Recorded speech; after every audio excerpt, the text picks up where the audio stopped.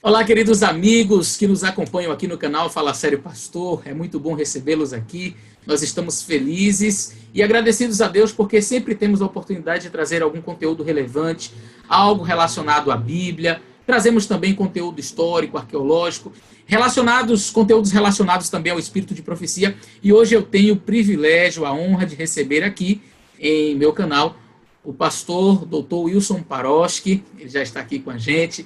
Ele é professor ali na Universidade Adventista no sul dos Estados Unidos, uma universidade conservadora, tradicional, e autor de diversos materiais para a nossa igreja e também materiais que foram, inclusive, publicados pela Sociedade Bíblica no Brasil. Olha só, origem e transmissão do texto do Novo Testamento. Este material é fantástico, você pode adquirir pela Sociedade Bíblica no Brasil.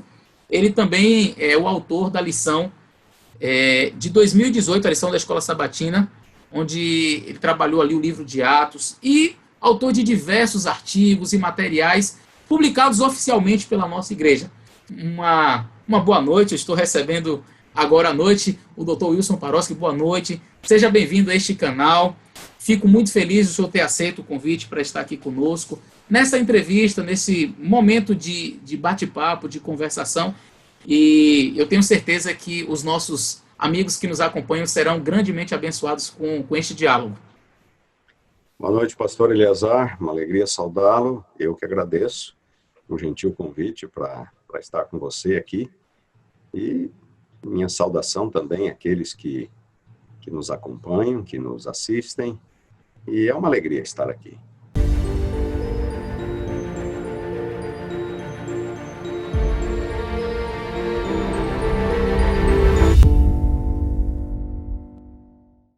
Vamos lá, vamos fazer uma oração então, pastor, para a gente começar. Vamos lá. Ore conosco. Nosso Pai, agradecemos-te as bênçãos do dia, teu amor, teu cuidado. Agradecemos-te também a oportunidade de trabalhar para ti.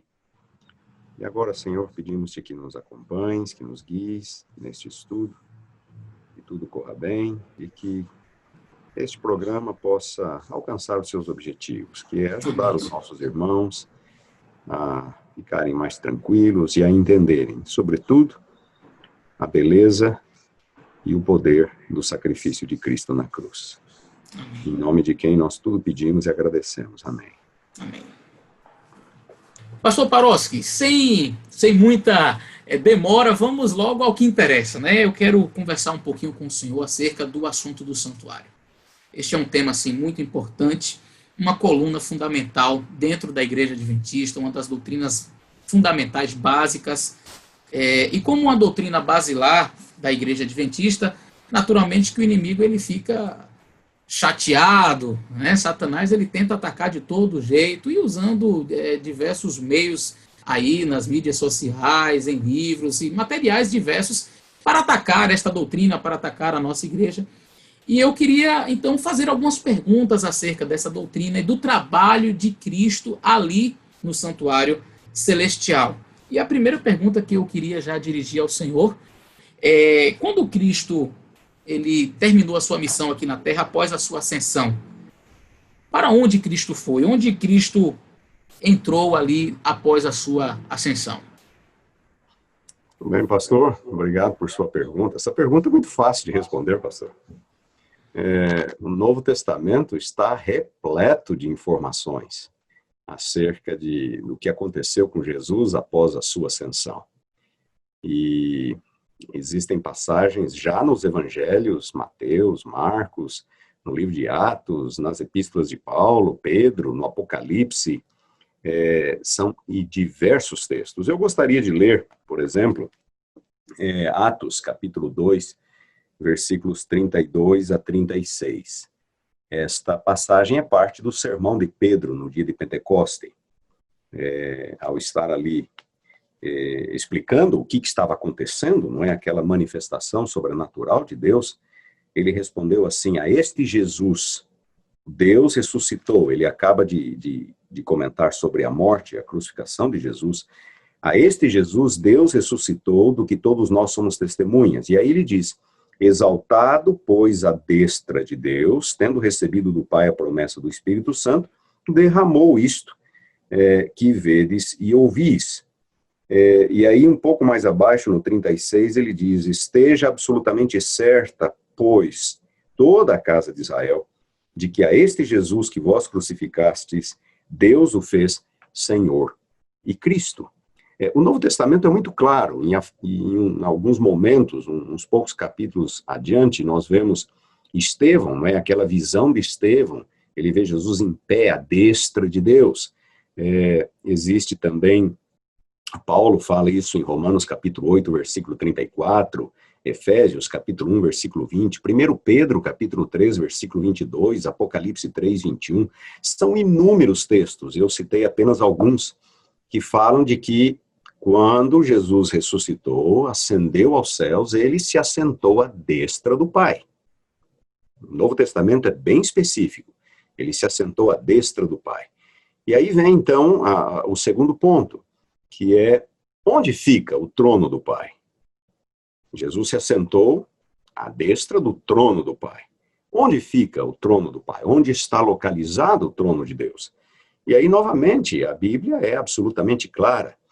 Êxodo capítulo 25, versículo 22, Números capítulo 7, 89, 1 Samuel capítulo 4, versículo 4, Deus está entronizado entre os querubins, Deus está entronizado sobre o propiciatório, no lugar santíssimo do santuário, no lugar santíssimo do tabernáculo, mais tarde do templo. Mesmo com o templo já construído, em substituição ao tabernáculo, a ideia de que Deus está entronizado acima dos querubins ou entre os querubins continua sendo repetida inúmeras vezes no Novo Testamento. Salmo 99, versículo 1, por exemplo, uma passagem muito conhecida, mas essa noção de que Deus está entronizado entre os querubins vem desde o Êxodo, desde o momento em que Deus pede a Moisés que construa o tabernáculo. Salmo 99, capítulo 99, versículo 1, reina o Senhor, tremam os povos, ele está entronizado acima dos querubins. Isaías vai dizer a mesma coisa, enfim, o Antigo Testamento diz isso com absoluta clareza. O trono de Deus é o lugar santíssimo. E claro, o lugar santíssimo era considerado mais santo exatamente porque era ali que habitava Deus. Isso no tabernáculo terrestre, que foi construído segundo o modelo do tabernáculo celestial, segundo o modelo que foi mostrado a Moisés. Então, aquilo que era uma realidade aqui na Terra era uma réplica de uma realidade celestial. Deus habita no santuário celestial, no lugar mais santo, Santo dos Santos, ele está entronizado entre os querubins, e no santuário terrestre, a arca com os 10 mandamentos, que representam o caráter de Deus, simbolizava, então, a presença de Deus. E quando Moisés terminou de construir o tabernáculo, a glória de Deus encheu o tabernáculo. A habitação de Deus, no lugar mais santo do santuário. Agora, há uma passagem, pastor, que nós quase não costumamos citar, e eu gostaria de ler, que é João, capítulo 17, versículo 5. Nós conhecemos João 17. João 17 é a oração intercessória de Jesus pelos discípulos, poucas horas antes da sua morte. E então, nós lemos o seguinte, eu vou ler desde o versículo 1. Jesus diz assim, tendo Jesus falado estas coisas, levantou os olhos ao Pai e disse, e aí ele começa a sua oração, Pai, é chegada a hora, glorifica teu filho, para que o filho te glorifique a ti. Assim como lhe conferiste autoridade sobre toda a carne, a fim de que ele conceda a vida eterna a todos os que lhe deste. E a vida eterna é esta, que te conheço a ti, o único Deus verdadeiro, e a Jesus Cristo a quem enviaste. E aí então os versículos 4 e 5. Eu te glorifiquei na terra, consumando a obra que me confiaste para fazer. E agora glorifica-me, ó Pai, contigo mesmo, com a glória que eu tive junto de ti antes que houvesse mundo. Jesus está pedindo para que, uma vez terminada a sua obra na terra, ele seja restabelecido na mesma posição, com a mesma glória que ele sempre tivera. que ele sempre tivera. E onde é que glória era essa? Que lugar era esse? Estaria Jesus num lugar menos santo do que o santo dos santos? Teria Jesus recebido uma glória inferior do Pai por ocasião de sua ascensão? E uma outra passagem curiosa do próprio Evangelho de João, capítulo 12, versículos 39 e 40. Muito interessante essa passagem. Falando, não é, da incredulidade dos judeus, João diz assim: por isso não podiam crer, porque disse Isaías: cegou-lhe os olhos, endureceu-lhes o coração, para que não vejam com os olhos, não entendam com o coração, e se convertam e sejam por mim curados. Versículo 41. Isto disse Isaías, comenta João, porque viu a glória dele, a glória de Jesus, e falou a seu respeito. Esta passagem de Isaías, citada no versículo 40, de João 12, vem da visão de Isaías no capítulo 6. O que João está dizendo é que aquele que Isaías viu no capítulo 6, assentado sobre o trono, no alto e sublime monte, e as abas da sua glória, e enchia todo o tabernáculo, todo o santuário, aquele que Isaías viu era Jesus. É o que João está dizendo, versículo 41. Isto disse Isaías porque viu a glória dele e falou a seu respeito. Então, qual é a glória que Jesus tinha antes da fundação do mundo? É a glória que Isaías viu. Ele estava no Santo dos Santos, assentado entre os querubins. E agora Jesus ora ao Pai para que ele receba de volta a mesma glória, não uma glória inferior, não num lugar inferior. Então, eu disse que essa é uma pergunta fácil de responder. Jesus foi entronizado por ocasião de sua ascensão, à destra do Pai, com a mesma glória que ele sempre tivera. E a glória que Jesus tivera era a glória do Santíssimo. É ali que está o trono do Pai, é ali que Jesus estava, e foi para ali que Jesus volta. É o que o Novo Testamento nos fala. E há mais uma evidência, pastor, que nós poderíamos incluir também, ela vem do capítulo 7 de Daniel. Capítulo 7, versículo 13.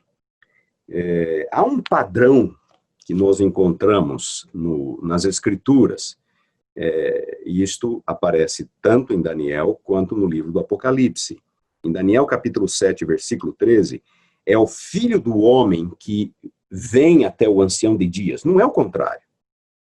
Então, não é o pai que vem ao encontro do filho em algum outro local do santuário ou do céu, é o filho que vai até onde está o pai. É o que nós lemos em Daniel capítulo 7, versículo 13. Eu estava olhando nas minhas visões da noite, e eis que vinha com as nuvens do céu como o filho do homem, e dirigiu-se ao ancião de dias. É o filho que vai até o pai. O mesmo padrão nós encontramos em Apocalipse capítulo 7, capítulo 5, versículo 7. Veio, pois, e tomou o livro da mão direita daquele que estava sentado sobre o trono. Quem vem é o filho. Não é o pai que vem ao encontro do filho, é o filho que vai até onde está o pai. Essas duas últimas passagens são referências incidentais, mas quando colocamos todas estas passagens juntas, nós temos uma visão muito clara. Jesus foi entronizado com a mesma glória, subentende-se no mesmo lugar, não no lugar inferior, não numa glória inferior. É ele que vai ao Pai, não é o Pai que vem ao seu encontro, e, portanto, eu creio que nós temos suficiente base bíblica para dizer que em sua ascensão, Jesus é entronizado no Santíssimo, que era o mesmo lugar que ele sempre ocupara anteriormente. Muito bem, excelentes considerações, mas aí eu faço uma segunda pergunta para o senhor. Não teria um texto da senhora White onde ela menciona que o trono do Pai estaria no lugar santo até 1844? Como que a gente pode entender isso? Pastor, há uma citação muito utilizada, é uma citação do livro Primeiros Escritos, que aparece entre as páginas 74 e 75. Eu tenho esta citação comigo e eu gostaria de ler. É uma citação um pouco longa, mas eu acho que vale a pena lê-la na íntegra. Eu fiz uns pequenos cortes aqui, apenas para destacar aquilo que nos interessa. Então diz assim, a Sr. White diz, eu vi um trono, e assentados nele estavam o Pai e o Filho. Perante o trono eu vi o povo do advento, a igreja e o mundo. Vi dois grupos, um curvado perante o trono, profundamente interessado, enquanto o outro permanecia indiferente e descuidado. Vi o Pai erguer-se do trono e num flamejante carro entrar no Santo dos Santos para dentro do véu e assentar-se. Então Jesus se levantou do trono e a maior parte dos que estavam curvados ergueram-se. E Jesus então lhes disse, esperai aqui, vou a meu Pai para receber o reino. Guardai os vossos vestidos sem mancha, e em breve voltarei das bodas e vos receberei para mim mesmo. Então o carro de nuvens, com rodas, como flama de fogo, circundado por anjos, veio para onde estava Jesus. Ele entrou no carro e foi levado para o Santíssimo, onde o Pai se assentava. Então contemplei a Jesus, o grande sumo sacerdote, de pé perante o Pai. Os que se levantavam com Jesus enviavam sua fé a ele no Santíssimo e oravam, meu Pai, dá-nos o teu Espírito. Então Jesus assoprava sobre eles o Espírito Santo. Voltei-me para ver o grupo que estava ainda curvado perante o trono. Eles não sabiam que Jesus o havia deixado. Satanás parecia estar junto ao trono, procurando conduzir a obra de Deus. Vi-os erguer os olhos para o trono e orar, Pai, dá-nos o teu Espírito. Satanás inspirava-lhes uma influência malévola. Nela havia luz, muito poder, mas não suave amor, gozo e paz. O objetivo de Satanás era mantê-los enganados e atrair de novo e enganar os filhos de Deus. Pastor, esta é a citação, Primeiros Escritos, páginas 74 e 75. Logo de cara, nós percebemos, em primeiro lugar, que é uma citação muito difícil. Muito difícil. E eu gostaria de destacar alguns pontos aqui. Em primeiro lugar, a Sra. White nunca diz, neste texto, que pai e filho estavam assentados no lugar santo. Ela não diz. O lugar santo não é mencionado em nenhum lugar. O Santíssimo, sim. Que eles foram até o Santíssimo é mencionado.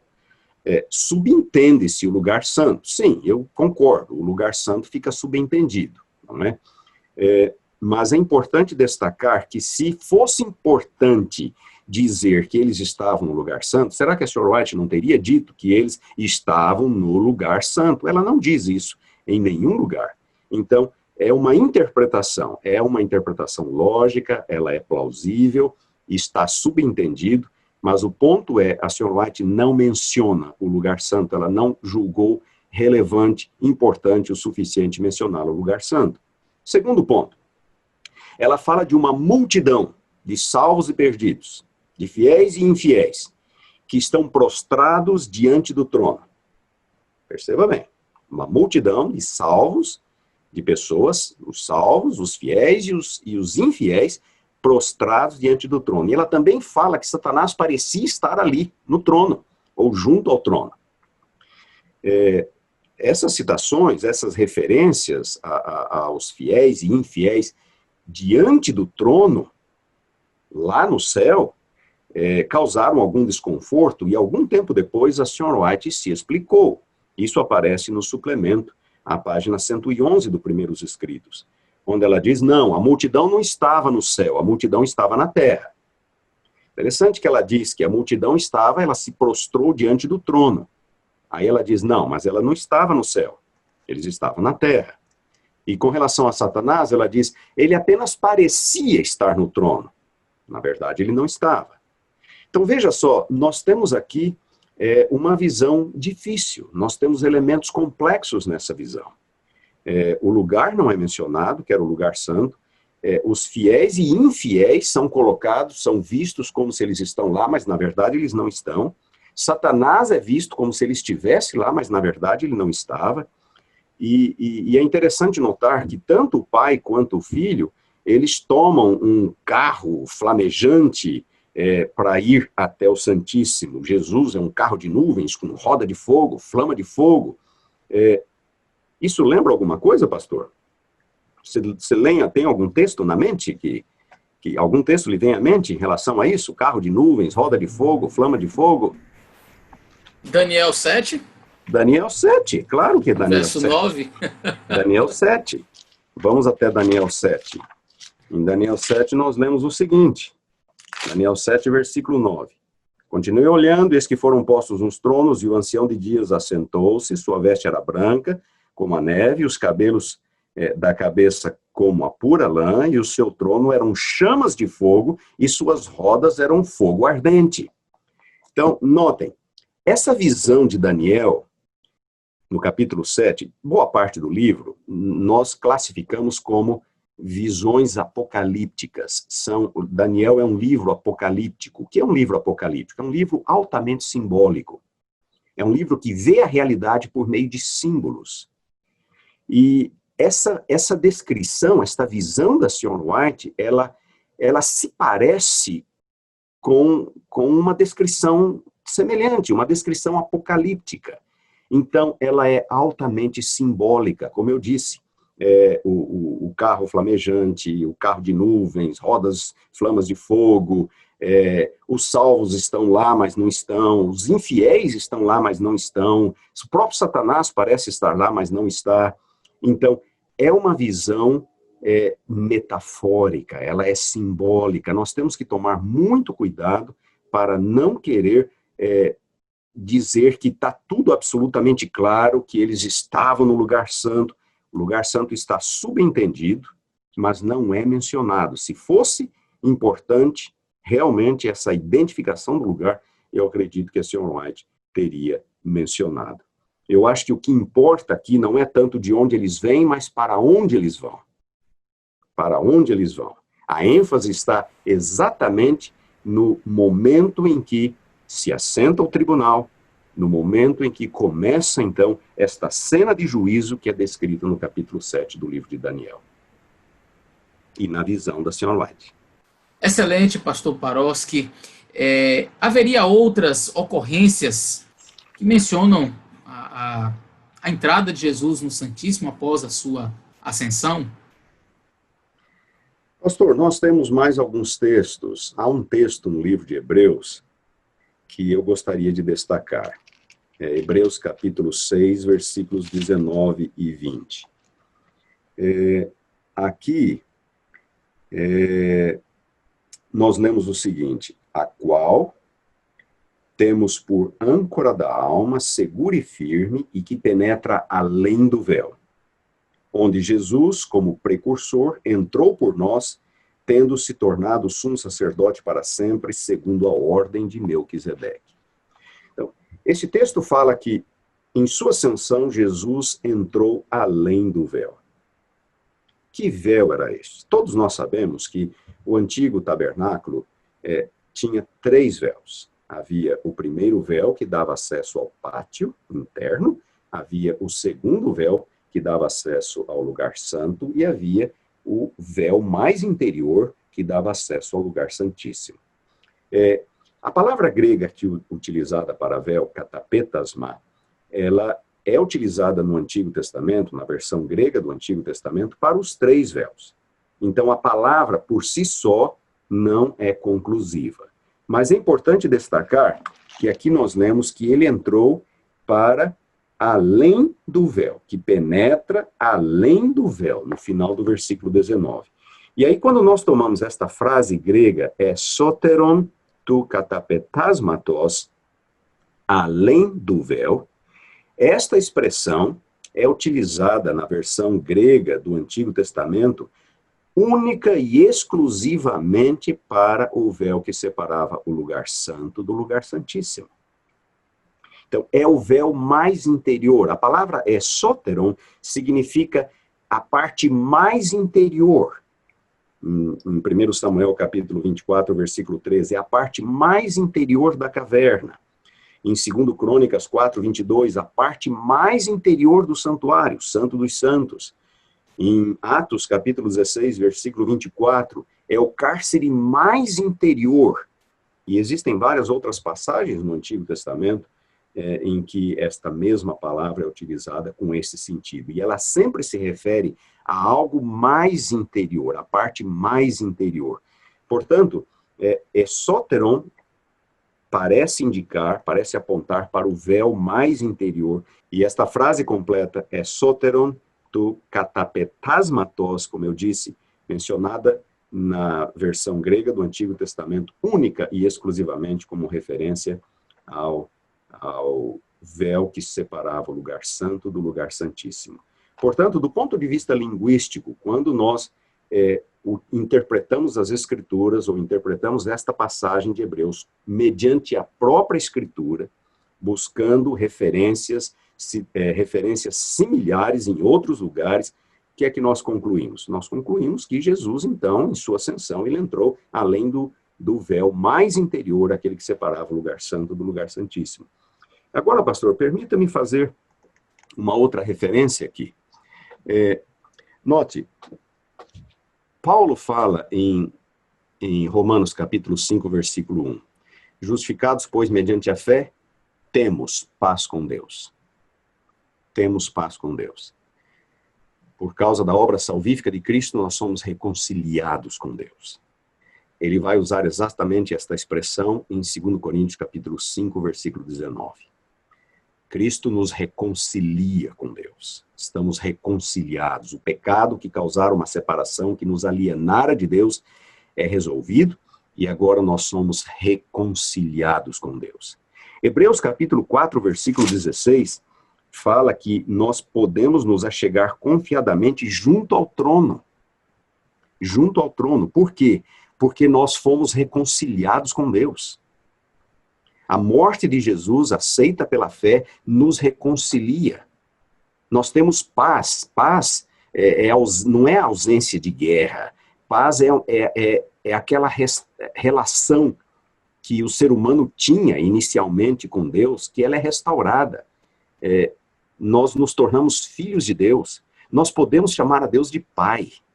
Somos reconciliados com Deus. Nós podemos nos achegar junto ao trono. E Hebreus capítulo 10, versículos 19 a 23, vai dizer assim: tendo, pois, intrepidez para entrar no Santo dos Santos. Aqui a tradução correta seria santuário, para entrar no santuário pelo sangue de Jesus, pelo novo e vivo caminho que ele nos consagrou pelo véu, isto é, pela sua carne. Aproximemo-nos, versículo 22, com sincero coração e plena certeza de fé, tendo o coração purificado de má consciência e lavado o corpo com água pura, guardemos firme a confissão da esperança sem vacilar, pois quem fez a promessa é fiel. Pastor, o que eu quero destacar aqui é o seguinte: o sacrifício de Jesus nos reconcilia com Deus, nos reconduz à presença de Deus, junto ao trono de Deus.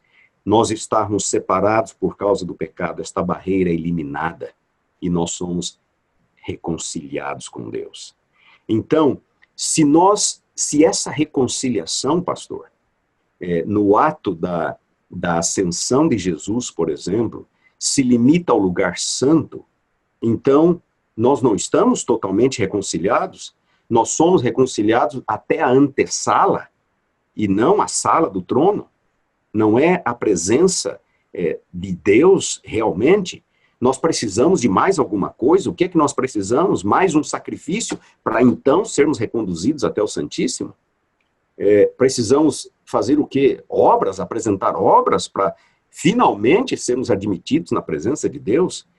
O livro de Hebreus fala que Jesus morreu uma vez para sempre. O seu sacrifício é mais do que suficiente para restaurar esta relação interrompida, para restaurar nos colocar novamente na presença de Deus. Então, é importante destacar que as passagens que eu citei, Romanos 5:1, nós temos paz com Deus, tempo presente. Romanos 8:1, não há condenação para os que estão em Cristo Jesus, agora, tempo presente.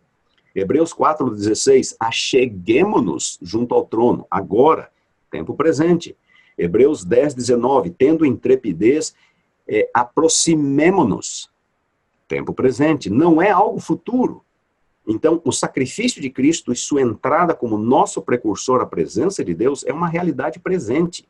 E nós somos totalmente restaurados. Não é uma restauração parcial. Não é um acesso parcial. E eu gostaria de destacar uma outra coisa. Falando da morte de Cristo na cruz, por exemplo, quando o véu do templo se rasgou de alto a baixo, a senhora White explica o que isso significava.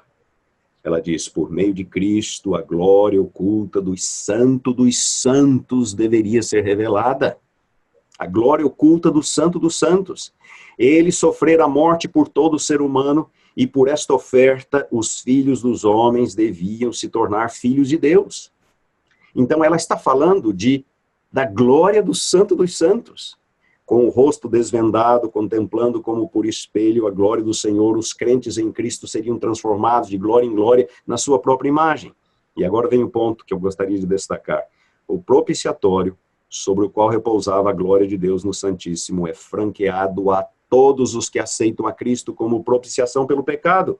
E por seu intermédio eles são postos em companheirismo com Deus. Comentário Bíblico Adventista, volume 5, página 1236. Então, o caminho que Cristo nos franqueou, pastor, é até o Santíssimo, onde Deus está. Foi esse o caminho que ele, como nosso precursor, abriu.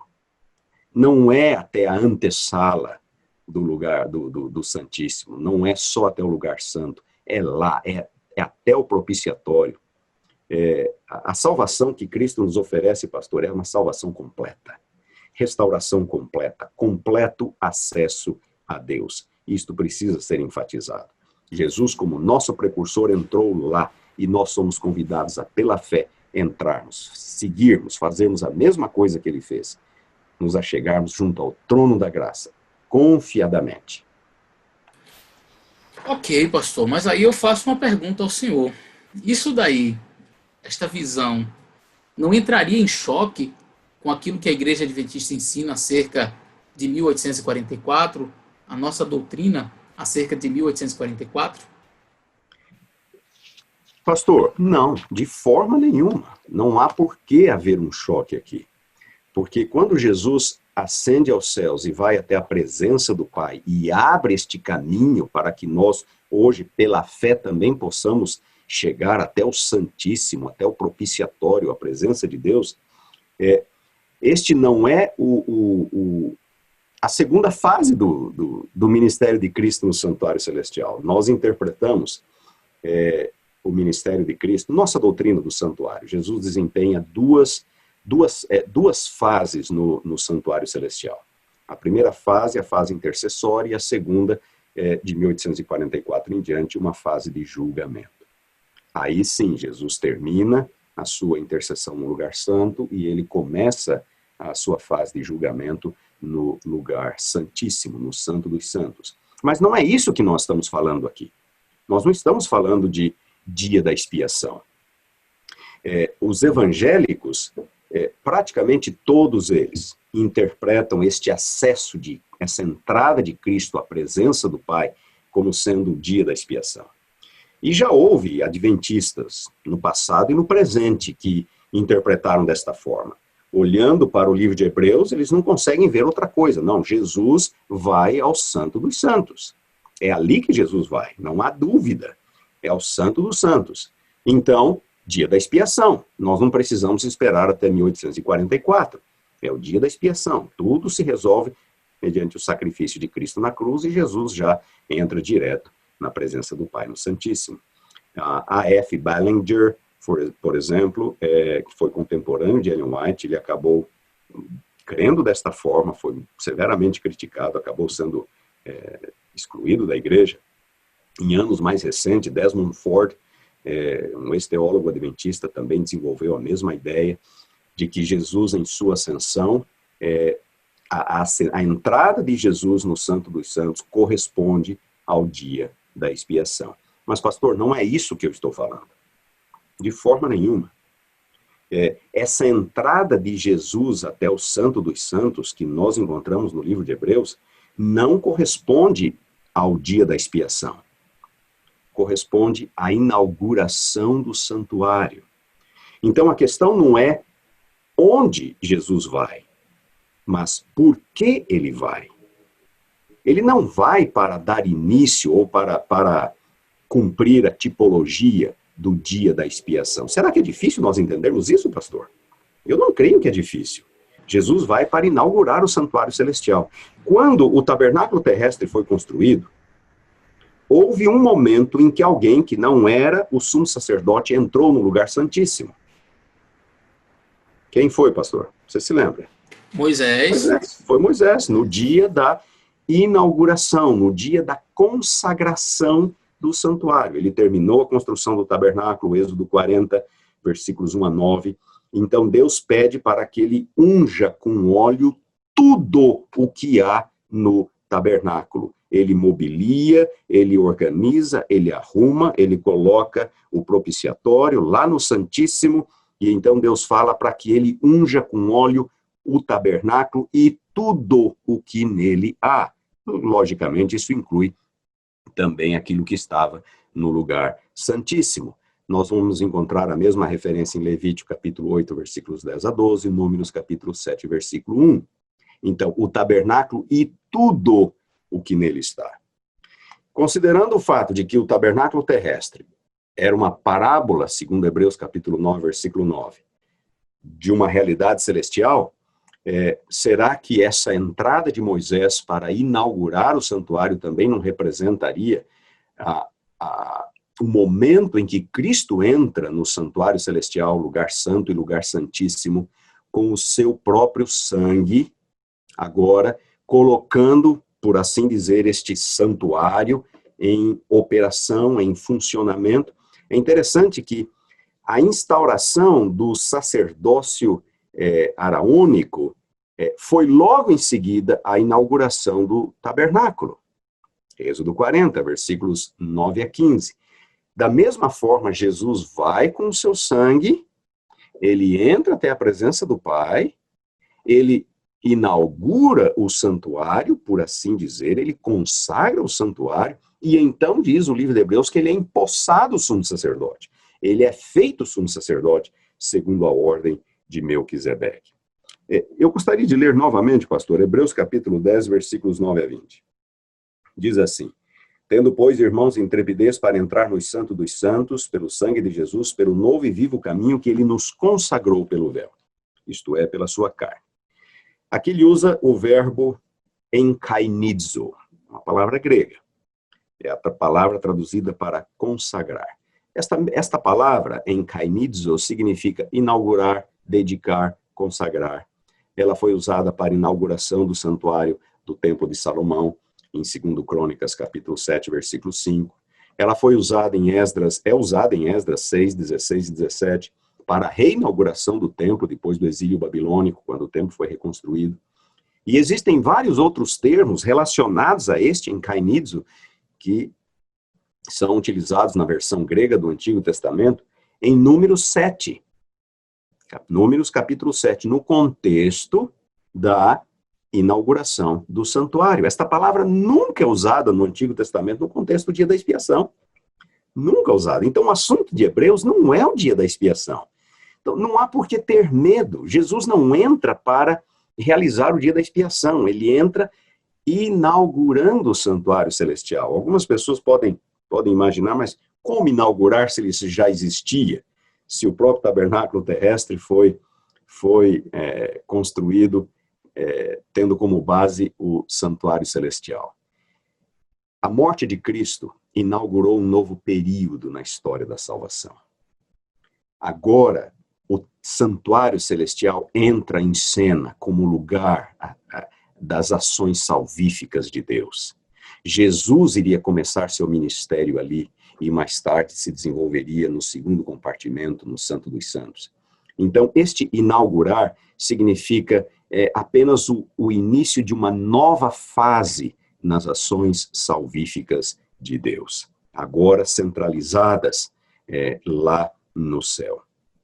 E é importante, eu já escrevi sobre a necessidade das duas fases, por que nós precisamos das duas fases. Um artigo foi artigo de capa da revista Ministry, aqui nos Estados Unidos, foi traduzido pela revista Ministério no Brasil, aparece no número de novembro e dezembro de 2014, nas páginas 10 a 13, A Cruz e o Santuário.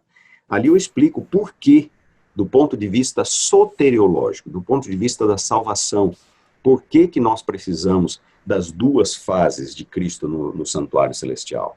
A fase intercessória e a fase de julgamento. Nós precisamos disso. Existe uma base para as duas fases. Então, a questão toda não é onde Jesus entrou. A Bíblia é clara, o Novo Testamento é claro. Na minha opinião, Jesus entrou no Santo dos Santos. Mas por que ele entrou ali? Não é a tipologia do dia da expiação, mas a inauguração do santuário. Sim, e daí o que acontece? Aí Jesus começa as duas fases. A primeira fase e no tempo oportuno, no tempo certo, segundo a cronologia de Deus, que nós entendemos, o final das 2.300 tardes e manhãs, então ele começa a segunda fase de seu ministério no santuário celestial. Muito bem, eu creio até que o senhor já deu uma pincelada no que eu vou perguntar agora. Por que seria, então, necessária esta inauguração no Santuário Celestial? Qual seria a necessidade? O senhor poderia explanar um pouco mais sobre isso? Pastor, é como eu disse, a morte de Jesus inaugurou um novo período, sabe? Um novo período, uma nova fase. Agora, com a morte de Jesus, é como se Deus realmente estivesse autorizado a salvar. Deus não pode salvar de qualquer maneira. Deus é justo, Deus é absolutamente santo. Ele tem que seguir, ele tem que agir de conformidade com o seu caráter, com a sua natureza. Então, é apenas a morte de Cristo na cruz que confere a Deus o direito legítimo de salvar o pecador. Sem derramamento de sangue não há remissão. E se Deus é justo, então o salário do pecado é a morte. O que nós merecíamos é a morte. Então, a morte de Cristo autoriza Deus a salvar. A morte de Cristo desencadeia uma nova fase neste grande conflito, na história do grande conflito entre o bem e o mal. E agora esta nova fase é centralizada no tabernáculo, no santuário celestial, que é onde está o trono de Deus, que é a sede, por assim dizer, das ações salvíficas de Deus. É importante destacar, pastor, Daniel, capítulo 9, uma profecia messiânica, uma profecia tremenda. Ela nos fala não apenas da obra do Messias, mas de quando, ela dá a cronologia da vinda e da obra do Messias. Capítulo 24 diz assim: 70 semanas estão determinadas sobre o teu povo e sobre a tua santa cidade. E aí uma série de propósitos, não é? De objetivos ou de coisas que aconteceriam ao final das 70 semanas, para fazer cessar a transgressão, para dar fim aos pecados, para expiar a iniquidade, trazer a justiça eterna, para selar a visão e a profecia e para ungir o Santo dos Santos. Pastor, o texto é claro, para ungir o Santo dos Santos. Recentemente estudamos a lição de Daniel do pastor Elias Brasil, lição da Escola Sabatina, primeiro trimestre deste ano. No dia 4 de março, uma quarta-feira, ao estudar esse texto, bem na última parte, o sexto ponto aqui desta lista de itens, o sexto item, ele declara o seguinte, número 6, ungir o Santo dos Santos. O Santo dos Santos, mencionado aqui, não é uma pessoa, mas um lugar. O Santo dos Santos. Portanto, a declaração se refere à inauguração do ministério de intercessão de Cristo no Santuário Celestial. Então, existem outros autores adventistas dizendo a mesma coisa, que em sua ascensão, Jesus inaugurou, ele ungiu, ele consagrou, ele deu início a uma nova fase nas ações salvíficas de Deus, agora no Santuário Celestial. Existem vários outros autores adventistas, pastor, que dizem a mesma coisa. Eu tenho aqui apenas 3 como exemplos. Mervyn Maxwell, por exemplo, no seu comentário de Daniel, ele diz exatamente a mesma coisa. Em sua ascensão, Jesus ungiu o Santo dos Santos e o santuário como um todo. William Shea, inauguração do Santuário Celestial. Esta passagem, esta expressão se refere à inauguração do Santuário Celestial como um todo, em sua ascensão. E ele também destaca que foi nesse momento que Jesus foi empossado como nosso sumo sacerdote.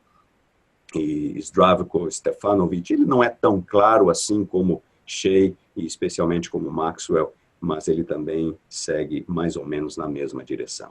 Então, vários autores adventistas interpretam essa expressão ungir o santo dos santos, algo que aconteceria ao final das 70 semanas, como a inauguração do santuário celestial pelo próprio Jesus Cristo, por ocasião de sua ascensão aos céus.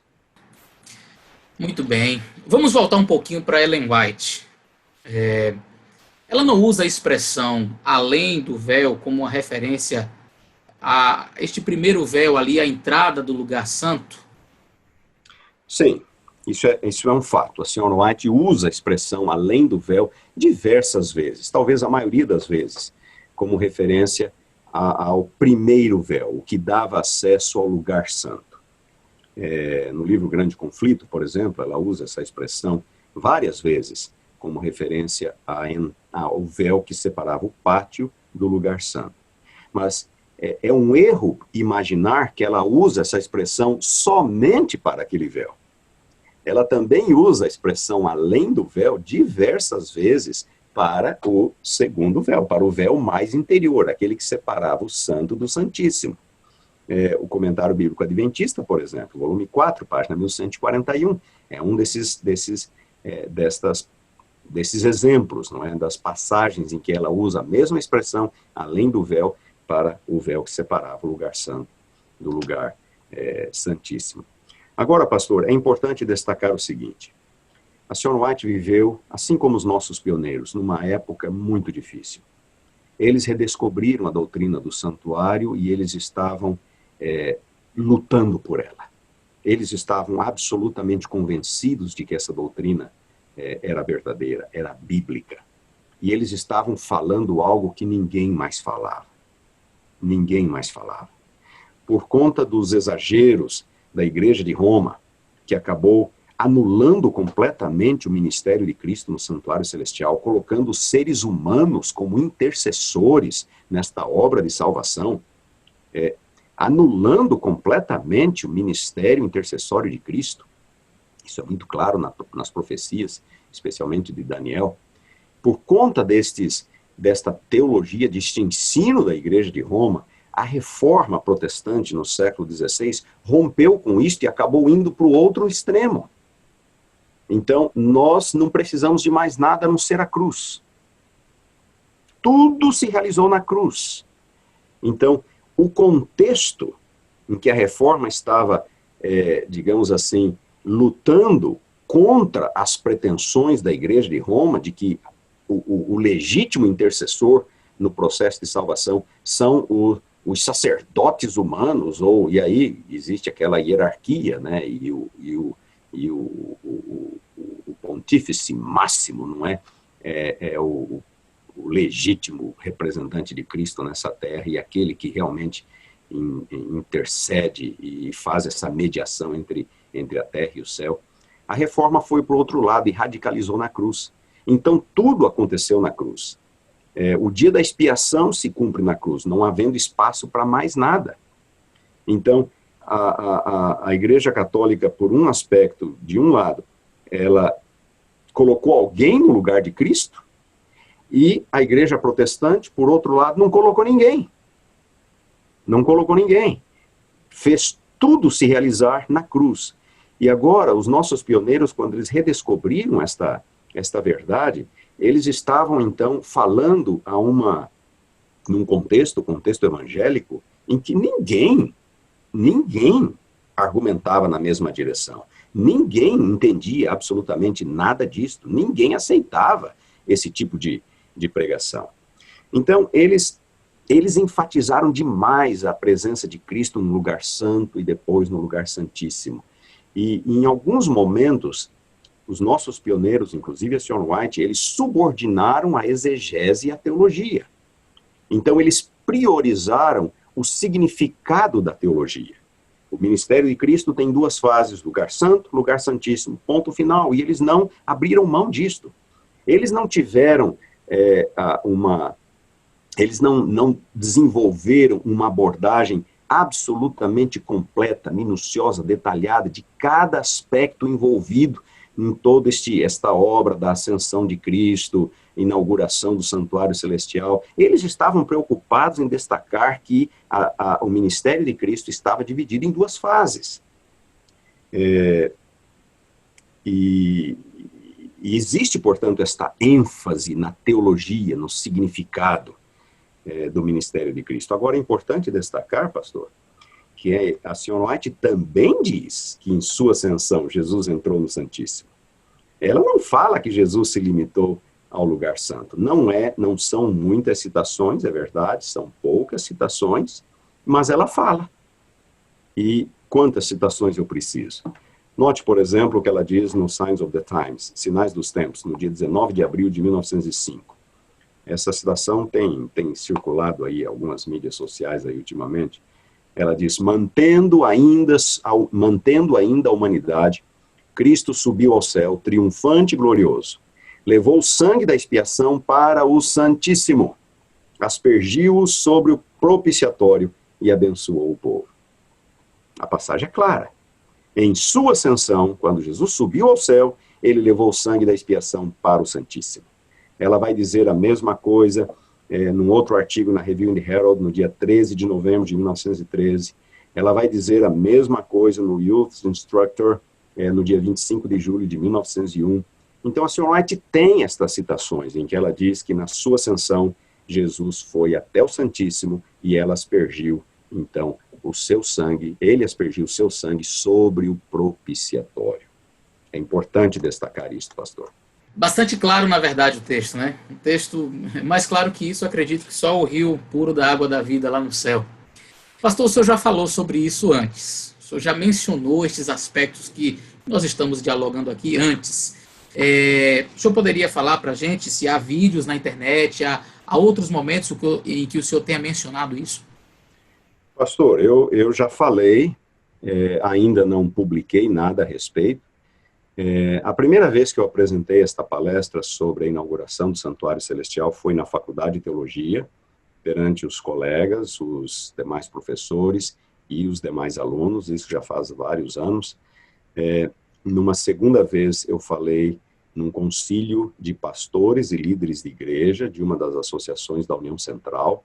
Havia quase 1000 pastores e líderes de igreja presentes neste evento. E aí, uns 2 ou 3 anos mais tarde, falei num segundo concílio de uma outra associação também da União Central, também dezenas, centenas de pastores e líderes de igreja. Então, foram 3 ocasiões diferentes para professores de teologia, professores e alunos, para pastores e líderes de uma associação, quase 1000 deles, pastores e líderes de uma outra associação também, centenas deles, talvez quase 1000 deles também, em 2 ocasiões diferentes. E a terceira destas 3 já faz 1 ano. Foi em agosto do ano passado, em agosto de 2019. Foi a terceira destas ocasiões em que eu apresentei este tema. E houve uma reação contrária por parte da igreja, da liderança, enfim? Não que eu saiba. As palestras foram bem recebidas, tanto pelos professores de teologia, os vários pastores, inclusive havia administradores da União, nas 2 ocasiões em que eu falei a pastores. Pastor, essa é uma ideia comum, é uma ideia que já existe há muito tempo. Eu não estava apresentando nenhuma novidade, a ideia não é minha, e ela é bíblica, é baseada na Bíblia, e existe em algum momento, como a citação que eu acabei de mencionar, inclusive respaldo no Espírito de Profecia, de que em sua ascensão, Jesus vai até o Santíssimo, e ele inaugura, ele coloca em funcionamento, ele consagra, por assim dizer, o Santuário Celestial, embora isso não tenha nada a ver com o dia da expiação. Isso não anula as 2 fases de Cristo no Santuário Celestial.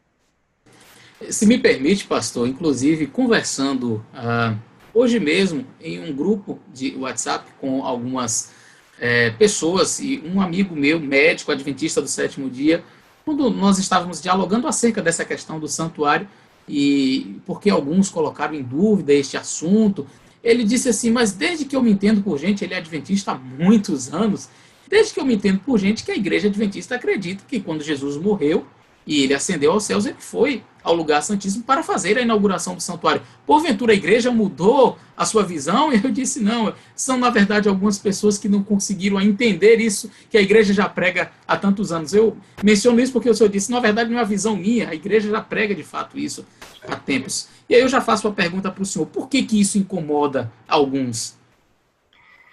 Pastor, eu acho que é um temor exagerado, sabe, de que falar que Cristo em sua ascensão foi até o Santíssimo possa signifique que, então, não há espaço para o dia da expiação, não há espaço para 1844 e a segunda fase do juízo investigativo.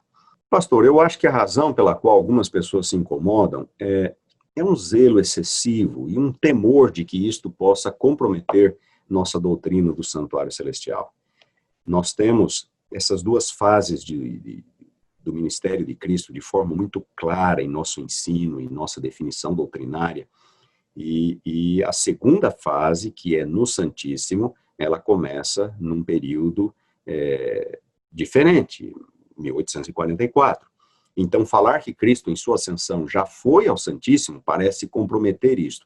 Mas nós temos que entender, nós não estamos falando aqui de dia da expiação, nós estamos falando de inauguração do santuário, onde Cristo, com seu sangue, então, inaugura esta nova fase na obra salvífica de Deus, o santuário celestial como novo centro das ações salvíficas de Deus, Cristo reabrindo, restabelecendo esta relação perdida entre o ser humano e o Criador, nos reconciliando inteiramente com Deus, não é uma reconciliação parcial, não é pela metade, nós não somos deixados no meio do caminho, nós podemos chegar confiadamente junto ao trono da graça, é restauração completa. O Sr. White diz que nós somos restaurados à presença de Deus lá no lugar santíssimo, aquela citação que eu mencionei.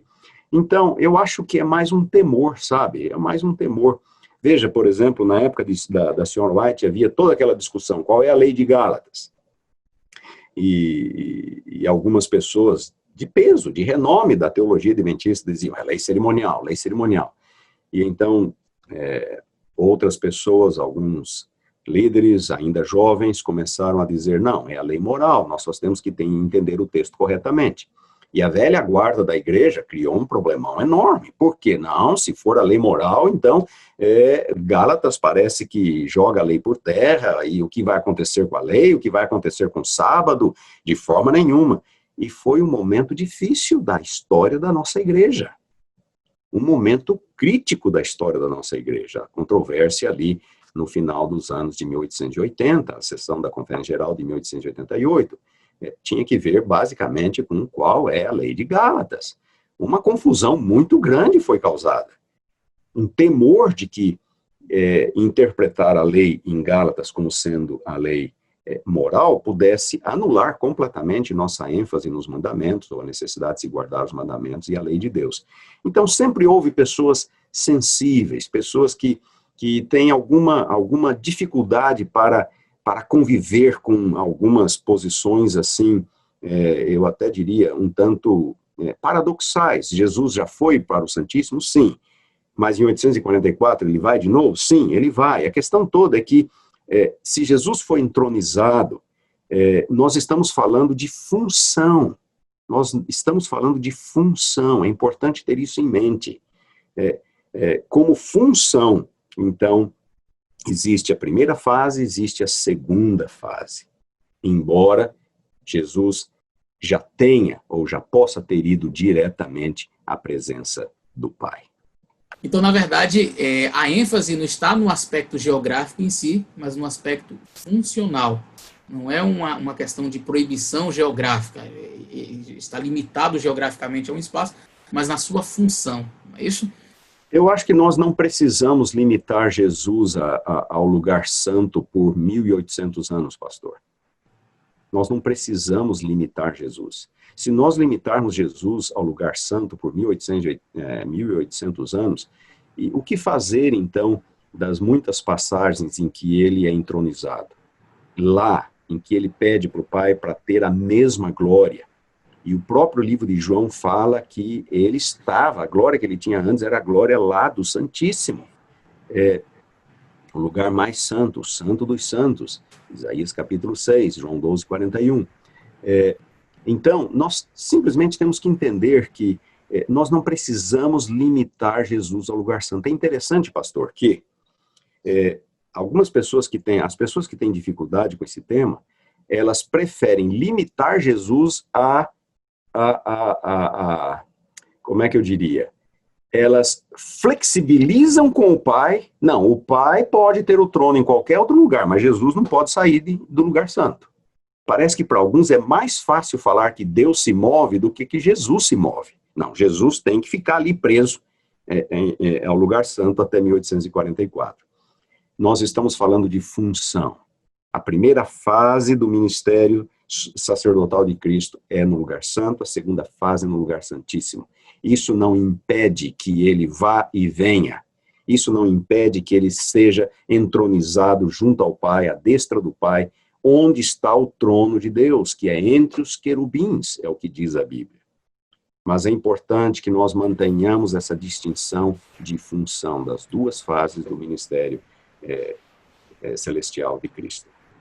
Existem outros autores que tratam deste mesmo assunto, que acreditam que Jesus ele morreu, ressuscitou, subiu ao Pai e foi de fato ao Santíssimo. Existem outros autores adventistas, outros teólogos que têm esta mesma posição? Pastor, como eu disse, esse é um ensino que já existe na igreja há muito tempo. Até os mileritas, um deles, Josias Litt, já falava que em sua ascensão Jesus inaugurou o santuário celestial, embora a visão dele não era semelhante à nossa. Mas eu acredito que a maioria dos teólogos adventistas hoje crê desta forma. Eu sei que o pastor Elias Brasil de Souza, por exemplo, ele crê e ensina isto, ele escreveu isso na lição, nós acabamos de ler que em sua ascensão Jesus foi ao Santíssimo, ungir o Santo dos Santos, a inauguração do Santuário Celestial. William Shea, Mervyn Maxwell, Ranko Stefanovic, que escreveu um comentário sobre o livro do Apocalipse, ele fala que os capítulos 4 e 5, ele não vê os capítulos 4 e 5 relacionados à investidura sumo sacerdotal, mas ele fala que ali a entronização de Cristo é no Santo dos Santos, após a sua ascensão. Roy Gain, professor na Andrews, Ranko Stefanovic também é professor na Andrews. Roy Gain escreveu um livro, Altar Call, chamado ao altar, mais ou menos assim em português. E no capítulo 25, ele fala claramente que Jesus, em sua ascensão, foi ao Santíssimo, inauguração, consagração no Santuário Celestial. Talvez a melhor defesa que nós tenhamos dessa ideia seja a de Richard Davidson, que também é professor na Andrews, agora aposentado. Ele escreveu uma série de artigos defendendo esta ideia no Jornal Teológico da Andrews. Então, existem vários autores, pastor, e eu aqui lhe dei apenas um pequeno exemplo, não fiz uma pesquisa exaustiva, foi apenas uns poucos minutos isso aqui. Agora, eu gostaria de destacar um ponto, pastor. Existe um autor, que é Andreessen, que escreveu aquele livro, O Ritual do Santuário, que foi um dos líderes daquela facção mais perfeccionista da igreja e fundamentalista na primeira metade do século XX, e que ainda tem seguidores hoje. Eles citam e defendem as ideias de Andreessen e tudo mais. Mas ele diz no seu livro, na edição de 1947, por exemplo, a página 84, ele fala claramente que em sua ascensão Jesus entrou ao Santo dos Santos, ele aspergiu seu sangue sobre o propiciatório, e aquela foi a inauguração do ministério de Cristo no Santuário Celestial, a inauguração do seu ministério sumo sacerdotal. Então, pastor, há gente de todo lado, sabe, de todo lado. Nenhum desses autores que eu citei são autores, digamos assim, que estão na periferia ou que não são aceitos. ou são professores da Andrews, ou foram professores da Andrews, são pessoas que têm feito uma contribuição muito grande, ou fizeram, ou continuam fazendo, na defesa de nossas doutrinas, no desenvolvimento das nossas doutrinas, desenvolvimento na forma de expressar e de defender nossas doutrinas de uma perspectiva bíblica. Então, existem, sim, várias pessoas. Essa ideia não é minha, de forma nenhuma. Agora, também é verdade que existem alguns bons teólogos que continuam a insistir de que, na sua ascensão, Jesus não foi além do lugar santo. Isso é verdade. Aqui mesmo, na universidade em que eu estou, existe um professor aposentado, Norman Gulley, e ele acha que, em sua ascensão, ele interpreta também Apocalipse 4 e 5 como sendo a entronização de Cristo, mas ele limita a presença de Cristo ao lugar santo. Ángel Rodrigues, que foi diretor do Instituto de Pesquisa Bíblico, precedeu o pastor Elias no Brasil na função, ele diz no Tratado de Teologia, no capítulo ali sobre o santuário, ele tenta defender essa ideia, que Jesus vai até o lugar santo apenas, e não até o lugar santíssimo. Existem outros que estão num meio termo, o doutor, por exemplo, Félix Cortez, também professor na Andrews, ele acha que a ênfase do livro de Hebreus é na inauguração, ele concorda que seja essa ênfase, mas ele evita afirmar alguma coisa específica quanto ao local, se lugar santo ou se lugar santíssimo. Então nós temos, pastor, a maioria hoje, na minha opinião, interpreta desta forma, como na sua ascensão Jesus foi ao Santíssimo, mas não por causa do dia da expiação, para inaugurar o santuário celestial. E então teve início a primeira fase e mais tarde a segunda fase.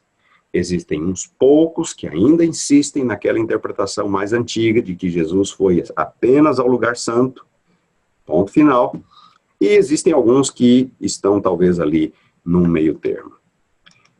E agora, pastor, para terminar, eu gostaria de citar um parágrafo do livro Nisto Cremos. Você perguntou, a pergunta é se há outros autores adventistas que ensinam desta forma. Muito bem, pastor. Nisto Cremos, edição de 2018, página 400. O assunto ali é unção do santuário celestial. Tá certo? E eu gostaria de ler um parágrafo ali, que diz assim: a profecia das 70 semanas de Daniel 9 apontava para a inauguração do ministério sacerdotal de Cristo no santuário celestial. Um dos últimos eventos que deveria ocorrer durante os 490 anos era a unção dos santos dos santos. A expressão hebraica Kodesh Kodeshim, que foi traduzida como Santíssimo, significa literalmente Santo dos Santos. A frase seria melhor traduzida como, portanto, como ungir o Santo dos Santos. Assim como em sua inauguração o santuário terrestre foi ungido com óleo sagrado, a fim de que tal ato o consagrasse para os seus serviços, assim, em sua inauguração, o santuário celeste também deveria ser consagrado para o ministério intercessório de Cristo. Com sua ascensão, pouco tempo depois de sua morte, Cristo iniciou seu ministério como nosso sumo sacerdote e intercessor. Na página 70 do livro Nisto Cremos, alguma coisa mais ou menos na mesma direção será dita. Então veja, pastor, está no nosso livro, está no Nisto Cremos. Tá certo? Nisto que cremos, né? É nisto que cremos, horas. Entendeu? Cristo, em sua ascensão, ungiu o Santo dos Santos. Ele foi ali para inaugurar o santuário celestial. Está no Nisto Cremos. Não sou eu que estou dizendo isso, pastor. Eu estou apenas me juntando àqueles que já ensinam isto, e eu acho que existe boa base bíblica para nós afirmarmos, sem que isto coloque em risco, sem que isto comprometa de forma nenhuma a nossa doutrina do santuário como nós a entendemos. O ministério de Cristo em duas fases. Muito bom, muito bom. E se tem uma literatura que a gente pode dizer assim, em que acreditam os adventistas, o que a gente vai indicar? Pega o Nisto Cremos. É nisso aqui que a gente crê. Se você quer entender O livro foi Exato. escrito para isso. O livro foi escrito Exato. para isso. Agora, se eu digo que eu sou adventista, pego o nisto cremos, mas não creio no que está no nisto cremos, então é complicado. Pastor, por favor, traga suas considerações finais. Pastor, eu gostaria de concluir este momento com você, citando algo que me deixa preocupado. No Evangelho de Mateus, no capítulo 26, versículos 59 a 61, nós vemos que o Sinédrio, quando eles procuravam uma razão para condenarem Jesus, eles procuraram alguns testemunhos falsos, pessoas que estivessem dispostas a testemunhar falsamente de Jesus. E não acharam, apesar de terem apresentado muitas testemunhas, mas afinal apareceram algumas. Certamente foram pagas para isso. Mas o ponto aqui é que eram testemunhas falsas. Dizendo, ele afirmou, posso destruir o santuário de Deus e reedificá-lo em 3 dias. É o que disseram as testemunhas falsas. Pastor, nós conhecemos a história. Este relato está no capítulo 2 do Evangelho de João. Jesus não estava falando do santuário, do templo de Jerusalém. Suas palavras foram totalmente tiradas do contexto. Foram usadas de forma maldosa. Foram torcidas para fazer dizer aquilo que ele, Jesus, não havia dito. Jesus honrou o templo de Jerusalém quando aqui esteve. Em nenhum momento ele profanou o templo. Jesus lutou para que o templo, a santidade do templo, fosse preservada quando ele expulsou os cambistas, os vendedores. Em nenhum momento Jesus falou mal do templo. Jesus procurou profanar o templo de Jerusalém. Mas testemunhas falsas foram, talvez, subornadas para que torcessem as palavras de Cristo, quando ele estava se referindo a si mesmo, ao templo do seu corpo, diz João capítulo 2. Pastor, infelizmente nós continuamos a ver isto. Pessoas que não medem esforços para torcer as palavras dos outros, para fazer com que essas pessoas digam aquilo que elas nunca disseram, para comprometer a integridade religiosa, a integridade teológica. Infelizmente, pastor, é o mesmo espírito que foi manifestado na condenação de Jesus e na execução de Jesus. São pessoas que, se estivessem em Jerusalém, teriam apoiado aquela prática porque elas repetem a mesma prática hoje em dia. Fazem exatamente as mesmas coisas. Pastor, nós não devemos ter medo de afirmar aquilo que a Bíblia afirma. Sempre disse aos meus alunos de hermenêutica, hermenêutica é apenas uma disciplina que orienta os alunos a como interpretar a Bíblia corretamente. O próprio Jesus nos deu alguns parâmetros de interpretação, diversas vezes. Não foram poucos os momentos, diversas vezes. Nós não devemos ter medo de afirmar aquilo que a Bíblia afirma. A nossa teologia, a nossa abordagem da Bíblia não deve ser pautada pelo medo. Eu não devo ter medo de afirmar que a lei em Gálatas é a lei moral, com medo de que isto possa comprometer a doutrina do sábado. Não devo ter medo de afirmar que em sua ascensão Jesus foi ao Santíssimo apenas porque isso pode comprometer, vir a comprometer a doutrina do santuário celestial. Não, nós estamos falando de coisas diferentes. Coisas diferentes. E devemos ser um pouco mais responsáveis na hora de trabalhar com ideias, para não torcer, para não fazer com que pessoas acabam dizendo aquilo que elas não disseram. Temos que ser autênticos, temos que ser honestos com as evidências, trabalhar com as evidências como um todo. E, pastor, para concluir com um ponto positivo, a mensagem, talvez a mensagem mais importante sobre esse assunto que nós estamos comentando, é algo que eu já mencionei, é o novo e vivo caminho. Sabe, Jesus nos abriu este novo e vivo caminho. A presença do Pai, ao trono da graça. Não é pela metade. O sacrifício de Cristo foi completo, é tudo que nós precisamos. Ele não nos deixa no meio do caminho. Ele nos restaura a presença do Pai. E nós podemos hoje ter esta certeza, a certeza da reconciliação com Deus.